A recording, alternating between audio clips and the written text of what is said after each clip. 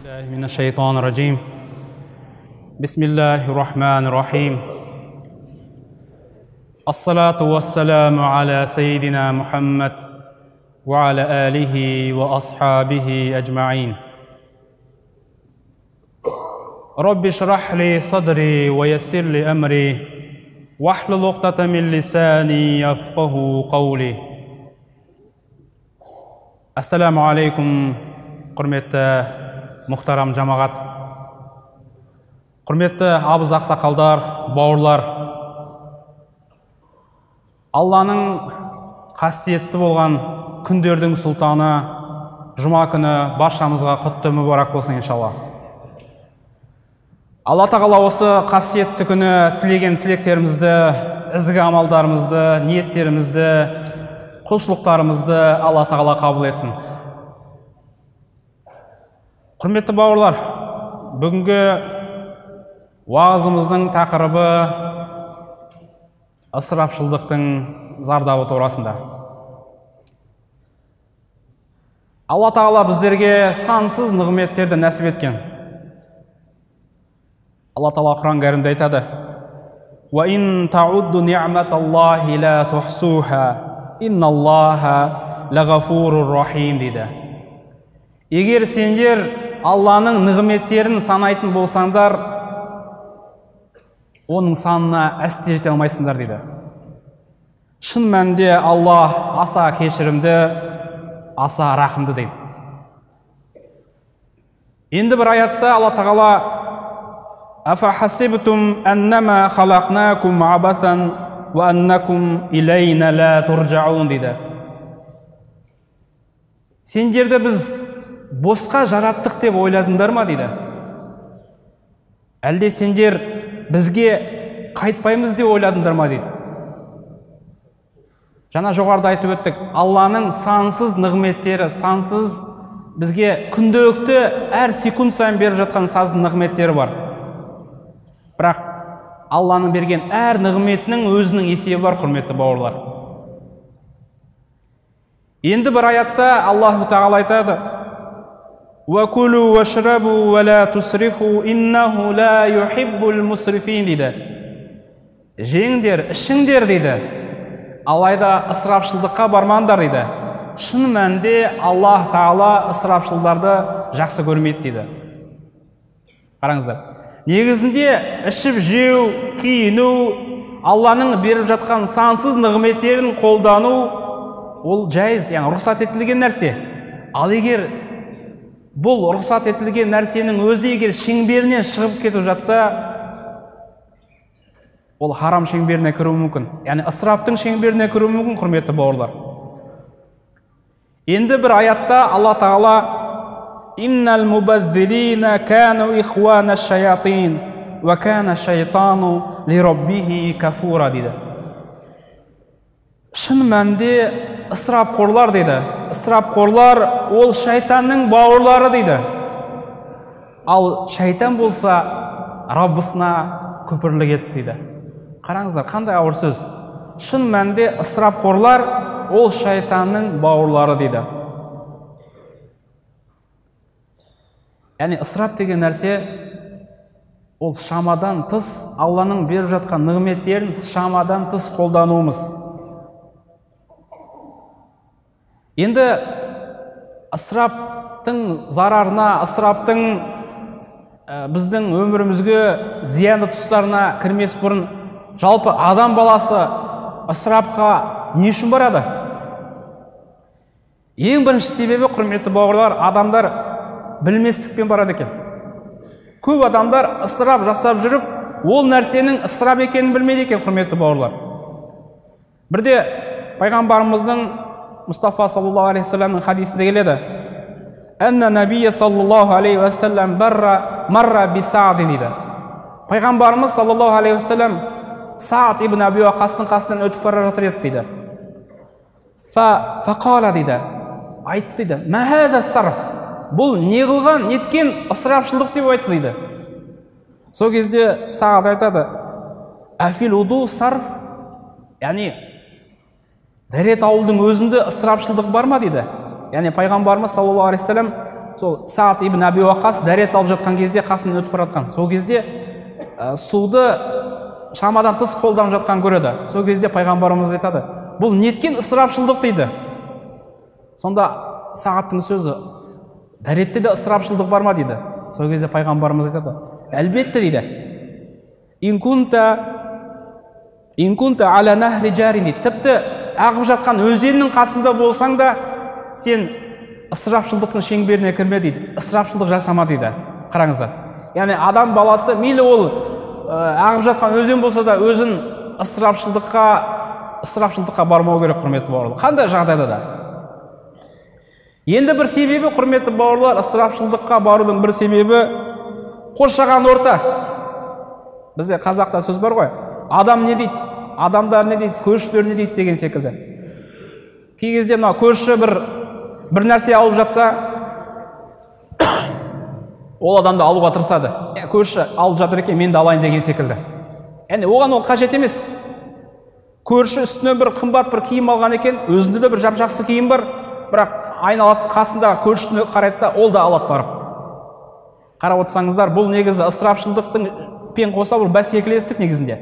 Адамдардың көбі сол қоршаған ортасына, айналасына қарап.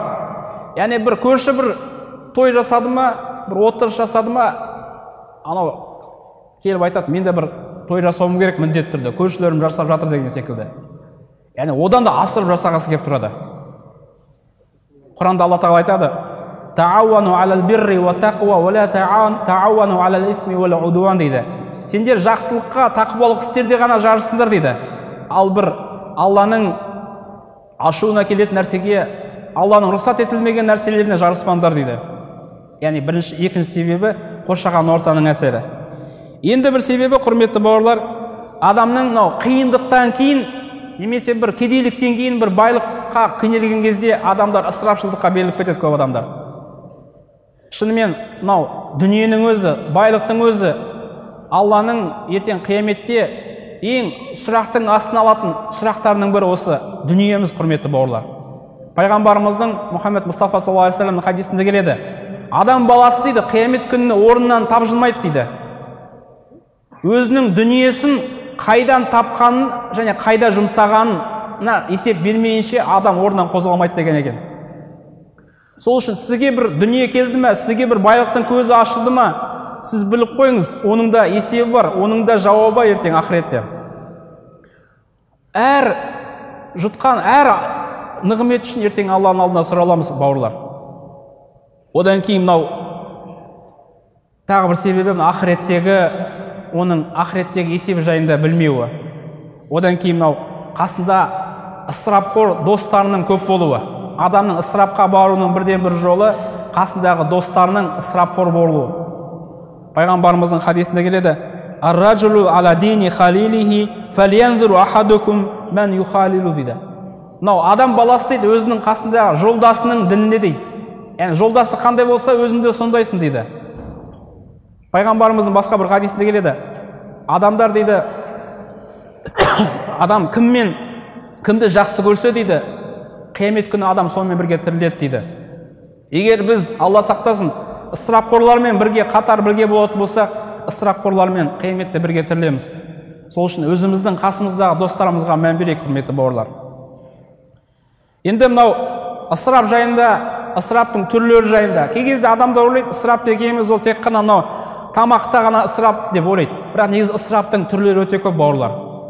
Ысыраптың ең ауыр түрі, ысыраптың күнәсінің ең ауыр түрі ол адамның харам істерге өзінің дүниесін жұмсауы. Харам істерге өзінің дүниесін шашуы. Адамның арақ-шарапқа ақша жұмсауы, адамның зинақорлыққа арақ жұмсауы, адамның құмар ойындарына ақша жұмсауы, дүние жұмсауы. Міне осының баршасы, құрметті бауырлар, ысырапшылдықтың ең жоғарғы деңгейі, ең ауыр деңгейі. Одан кейін кейбір адамдар тіпті осы өзінің ысырап жасап отқан кезде Құранда айтады: «Кәзалика зуйина лил мусрифина ма кану яъмалун» дейді. Кейбір ысырапқорлар дейді, өздерінің жасап жатқан ысыраптарын дейді, сондай бір жақсы амал ретінде көреді дейді. Яғни бұл менің жасап жатқан адамына дүниеге сәйкес, қазір дүниенің өмірдің ағымына сәйкес деген секілді. Өзім бір сондай бір ысырапқорларды өзім бір жоғары көреді дейді. Енді бір ысырапқорлықтың екінші түрі мынау біздің тамақ ішуде, тамақтағы ысырапшылдығымыз, құрметті бауырлар. Бір сәт пайғамбарымыз Мұхаммед Мұстафа саллаллаху алейхи вассаламның өміріне көз жүгіртпекші. Пайғамбарымыздың тамақ ішкен кезде пайғамбарымыздың тамағының мәзірі қандай болды? Өте қарапайым болатын, құрметті бауырлар. Пайғамбарымыз құрмамен, сүтпен, қатқан нанмен тамақтанатын. Бірақ бұл дегеніміз тек осыны тамақтану деген сөз емес, бірақ дегенмен де пайғамбарымыз осылай қарапайым өмір сүретін. Тек пайғамбарымыз емес, қасындағы сахабаларда осындай бір қарапайым күйде өмір сүретін. Пайғамбарымыздың хадисінде келеді, адам үшін дейді, ең бір жаман нәрсе дейді, қарнын дейді, асқазанын толтырғаннан жаман нәрсе жоқ дейді. Егер тамақ жеу керек болатын болса дейді, асқазанын үшке бөлсін дейді. Бірі тамаққа, бірі сусынға, бірі ауаға дейді. Қараңыз, пайғамбарымыздың саллаллаху алейхи вассаламның өсиеті. Енді бір хадисінде осы тамақ жөнінде пайғамбарымыз саллаллаху алейхи вассалам айтады, шайтан лағнет дейді. Шайтан сендердің әрдайым сендердің қастарыңда бірге жүреді дейді. Тіпті сендер тамақ ішіп жатқан кезде де қастарында болады дейді. Егер тамақ ішіп жатып, сіздің наныңыздың бір бөлшегі түсіп кетсе дейді, оны сіз тастай салмаңыз дейді, оны көтеріп алып, үрлеп жеп қойыңыз дейді. Міне, яғни шайтанға сіз шайтанға азық бермеңіз дейді, былайша айтқан кезде. Омар ибн Хаттабтың өзінің ұлына мындай бір өсиеті бар екен, құрметті бауырлар. Ей ұлым дейді, ей балақайым дейді, тамақты қарның тойғанша жеме дейді, киімің тозбайынша тастама дейді. Қараңыздар. Яғни адам баласы тамақ ішкен кезде, тамақтағы ішудегі негізі мақсат, құрметті бауырлар, адамның өзіне күш, әл-қуат алу негізгі. Біз өкінішке орай тамақты шамадан тыс асыра ішеміз. Кезінде аббасидтердің заманында бір халифаның жеке дәрігері болған екен. Сол дәрігерден, үлкен дәрігерден басқа дін өкілі келіп сұрайды, сендерде жалпы медицина жайында, дәрігерлік не жайында не айтылған дейді жалпы діндеріңде дейді. Сол кезде әлгі мұсылман дәрігер қысқа да нұсқа да жауап беру үшін былай деп айтады, бізге Алла тағала жеңде ішіңде бірақ ысырап етпеңдер деп бізге Алла тағала әмір етеді дейді. Пайғамбарымыз Мұхаммед Мұстафа саллаллаху алейхи вассалам қарыңдарын аурудың барлық, аурудың үйі деп айтқан. Яғни ол ауыз бекіту арқылы осы ауыз бекітуді әдетке айналдырды деп пайғамбарымыз саллаллаху алейхи вассалам біздерге өсиет еткен деген екен.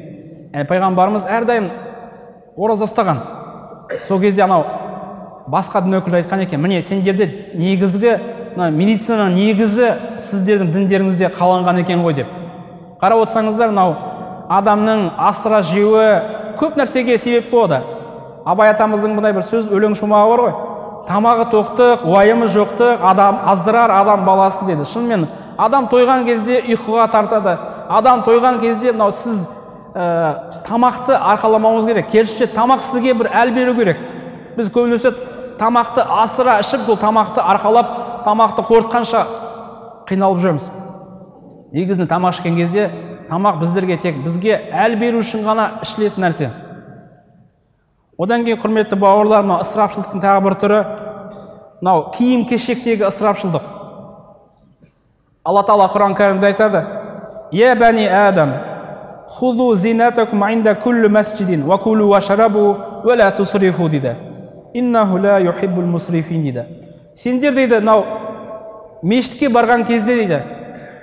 барған кезде, намаз оқуға барған кезде үстеріңе бір жақсы киімдеріңді киіңдер дейді. Жақсы таза киімдеріңді киіңдер дейді. Бірақ ішіп жеңдер және ысырапшылдық жасамаңдар деген екен.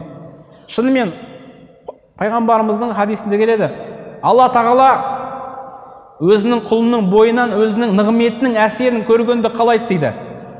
Яғни біз қалай болса, жұпыны қалай болса солай жыртық кию деген сөз емес. Бірақ бұл дегеніміз адамның киімнің ең бір қымбат түрінің артынан қуалау деген сөз, қуалау мәселе. Кей адамдар қазір өкінішке орай әртүрлі брендтағы, әртүрлі қымбат фирмадағы киімдерді киюге тырысады. Яғни қасындағы жолдасы бір қымбат мата, қымбат жаңағыдай киім кисе, ол да соны киюге тырысып тұрады. Бұл қарап отырсаңыздар ысырапшылдықтың бір түрі. Енді бір нәрсе, құрметті бауырлар, ысырапшылдықтың тағы бір түрі мынау біздің сөйлеудегі ысырапшылдығымыз. Пайғамбарымыздың хадисінде келеді: "Мән кәсура кәламуху кәсура кәзбуху" дейді. Кімде кімнің сөзі көбейсе, өтірігі көбейеді дейді. Басқа бір хадисінде айтады: егер сөйлейтін болсаңдар, тек қана хайырлы нәрсе ғана сөйлеңдер, немесе үндемей қойыңдар деген екен пайғамбарымыз. Яғни біз сөйлеген кезде, құрметті мұсылман бауырлар, қасымыздағы, айналамыздағы адамды жалықтырмауымыз керек. Әр мұсылманның бір сондай бір сипатта болу керек. Мұсылман адам сөйлей бастаған кезде айналасындағы адамдар құлақ түретіндей деңгейге келтіруіңіз керек. Егер сіз сөйлей бастаған кезде айналадағы адамдарыңыз орнынан тыпыршып жаңағыдай мазасы кететін болса, сіз көп сөйлейсіз деген сөз. Шама келгенше пайғамбарымыздың хадисінде келеді: пайғамбарымыз аз сөйлеп, көп ойланған дейді. Әр айтқан сөзіңіз айналаға бір пайда тидіретіндей сондай сөз болу керек. Енді бір нәрсе, құрметті бауырлар, мынау біздің ұйқыдағы ысырапшылдығымыз. Ұйқының да өзінің орны бар. Ұйықтаудың да шынымен Алла тағала түнді ұйқы үшін жаратқан. Бірақ дегенмен де түннің ішінде де Аллаға жасалатын құлшылық ғибадаттар бар. Оны да ұмытпағаймыз, құрметті бауырлар. Енді бір нәрсе, құрметті бауырлар, қазіргі мынау ысырапшылдықтың ең бір белең алып тұрған тұсы, немесе қазіргі біздің қоғамда орын алып жатқан ысырапшылдықтың ең бір ауыр түрі мынау біздің уақыттың ысырапшылдығы, бауырлар. Уақытымыздың ысырапшылдығы. Бос уақытымызды дұрыс жұмсай алмағандығымыз, құрметті бауырлар, дұрыс жолда. Пайғамбарымыздың хадисінде келеді: "Ни'матани мағбубун фихима кафиру минан нас, ас-сихха вал фараг" дейді. Екі бір нығмет бар дейді. Адам оның қадір қасиетін білмейді дейді. Оның бірі денсаулық және бос уақыт дейді. Қараңыздар. Пайғамбарымыздың басқа бір хадисінде келеді: "Үмметімнің жасы 60 пен 70-тің арасы" дейді. Тек қана аз адамдар ғана бұл жастан асады деген екен. Кейбір адамдар осы 70 жасты ойлайды. 70 жас дегеніміз бір асу, белес, бір алыс көреді. Бірақ 70 жасты екеніміз, құрметті бауырлар, 70-ақ жыл негізінде. 70-ақ жыл. 70 жасты екеніміз, құрметті бауырлар, 840 ай ғана. 70 жас дегеніміз, құрметті бауырлар, 3600 аптадай ғана. Күнмен есептесек 25 мыңдай ғана күн.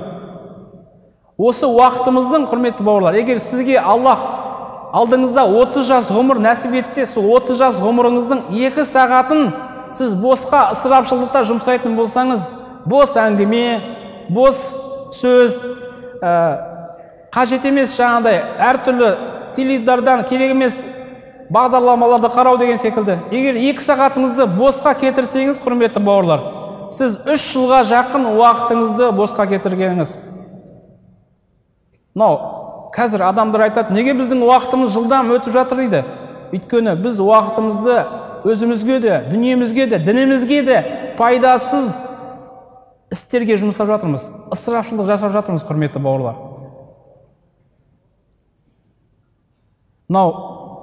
Ислам тарихында имам Табари деген үлкен бір ғалым болған екен. Имам Табари деген үлкен бір ғалым болған екен. Сол ғалымдың, егер қарап отырса, қазір кезде біздің заманға дейін оның мысалы тастап кеткен, мысалы бізге тастап кеткен бір ұлы мирасы 358 мың бетке татитын еңбек тастап кеткен екен біздің заманымызға дейін. 358 мың бет. Егер ол кісі бір 80 жасқа шейін өмір сүрген адам, 85-ке шейін өмір сүрген адам, егер оның 70 жылғы уақытын осы 358-ді 70-ке бөлетін болсақ, әр күні, құрметті бауырлар, әр күні 14 беттік еңбек жазып отырған, әр күні. Яғни балиғат жасынан бастап қайтыс болғанға дейінгі аралығында әр күні 14 беттік еңбек жазып отырған. Яғни осынша уақыттарын ысырап қылмай, осылай пайдалы істер жұмсаған. Әрдайым оның уақыты құлшылықта, ғибадатта өткен. дәріс беруде өткен, ілім алуда өткен, құрметті бауырлар. Біздің уақытымыз қалай өтіп жатыр, құрметті бауырлар? Уақытымыз кей кезде зая кетіп жатқан қаншама уақыттарымыз бар. Әр жастың өзінің уақыты бар, құрметті бауырлар. Әр жастың уақытында біз уақытымызды ысырап қылмай, әр жасымызға тиісті қақысын берейік. Жастық шақтың өзінің уақыты бар. Жас кезімізде ілім алуымыз керек.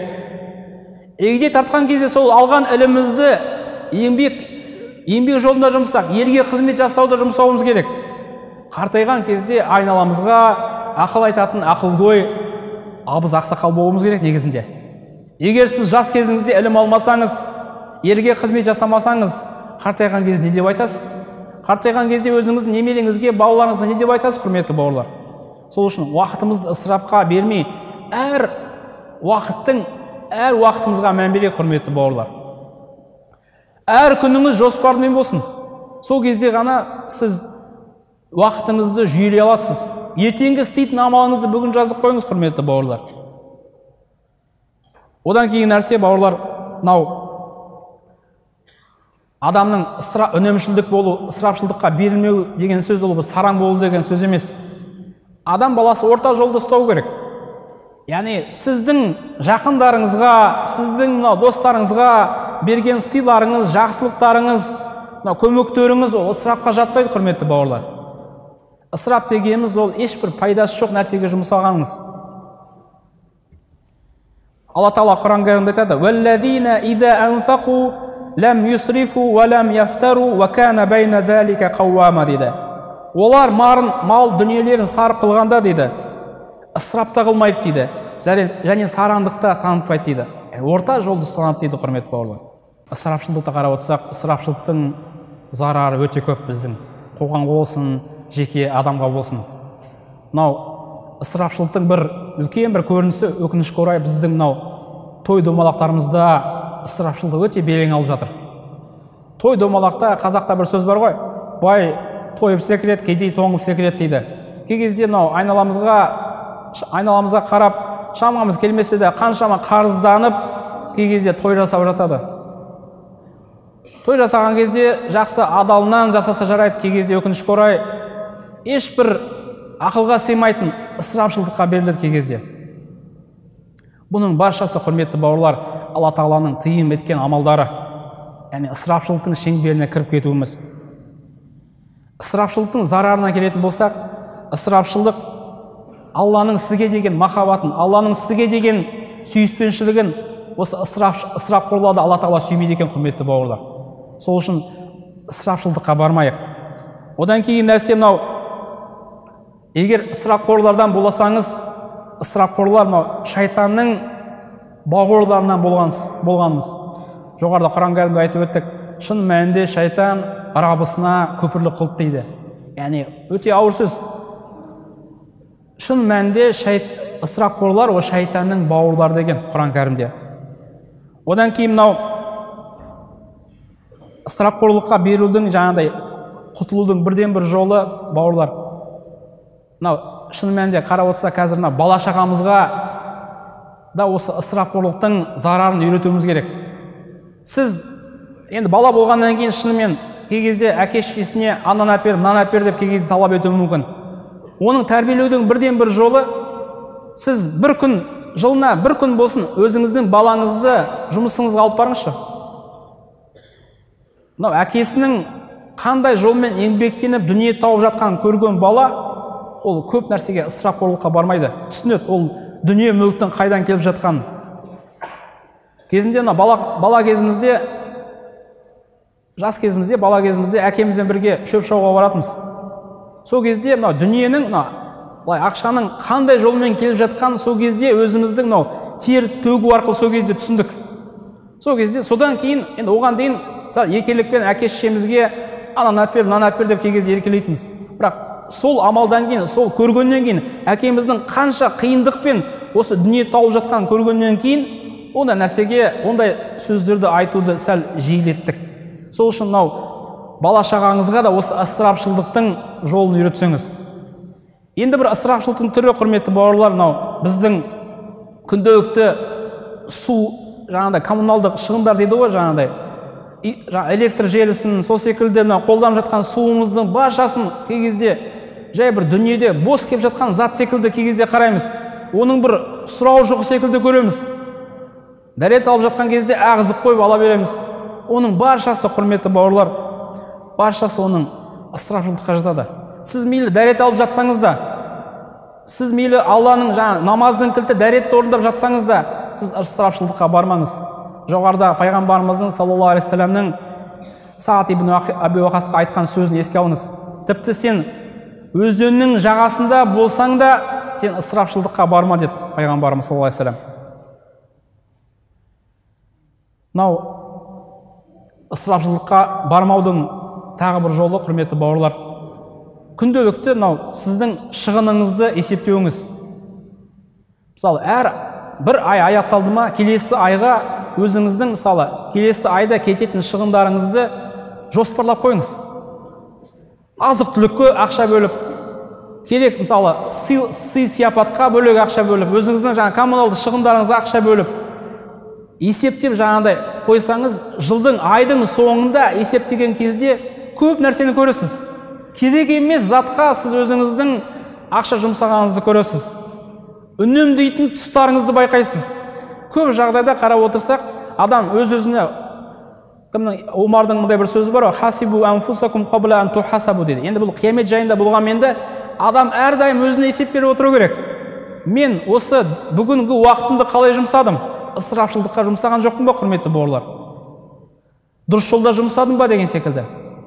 Осы мен бүгінгі күнімді Аллахқа жақындататын бір амал жасап жұмсадым ба, әлде жай босқа кетті ме деген секілді. Ибн Масудтың, атақты сахаба Ибн Масудтың мындай бір сөзі бар. Мен үшін дейді, мен үшін ұлы қасиетті күн дейді, ең бір ауыр күн дейді, Аллаға жақындай алмай өткен, жақындайтын амал жасай алмай өткен уақыт күнім деген екен. Яғни Аллаға жақындайтын амал жасай алмай өткен күнім деген екен. Біздің әр күніміз қалай өтіп жатыр, құрметті бауырлар? Мынау Хасан Басридің мындай бір сөзі бар. Сенің әр күнің дейді, әр күнің атқан кезде дейді, әр күнің атқан кезде саған өз тілімен былай деп айтады екен. Мен сен үшін бүгін жаратылдым. Сен бүгін бір пайдалы істер, Аллаға жақындайтын істер жасап қал. Өйткені қияметте мен қайтып оралмаймын дейді екен. Сол үшін біздің амалдарымыздағы, әртүрлі амалдарымыздағы, мейлі ол дүние мүлікпен болсын, мейлі ол сөйлеуде болсын, мейлі ол уақыт жұмсауда болсын, мейлі ол тіпті хайыр амалдардың өзін кей кезде асырап жасаған кезде ол ысырапшылдықтың есіне кіріп кетуі мүмкін. Сол үшін ысырапшылдыққа, құрметті бауырлар, берілмейік. Шайтанның бауырларынан болмай, құрметті бауырлар. Альхамдулиллахи раббил аламин. Ассалату вассаламу аля сайидина Мухаммадин ва аля алихи ва асхабихи аджмаин. Раббана ла тузи кулубана бa'да ид хадайтана ва хаб лана мин ладунка рахма. Я Аллаху Таала, біздерді өзінің сүйікті құлың ете көр. Я Алла Таала, бізге пайғамбарымыз Мұхаммед Мұстафаға саллаллаху алейхи вассаламға лайықты үммет ете көр, я Алла Таала. Я Алла Таала, біздердің уақытымызды, дүние мүлкімізді ысырап етпейтін құлдардың қатарына ете көр, я Алла Таала. Я Алла Таала, біздерді шайтанның бауырларынан ете көрме, я Алла Таала. Не берсең де хайырмен бере көр, я Алла Таала. Альхамдулиллахи раббил аламин, би рахматика я архамар рахмин. Аллаху акбар.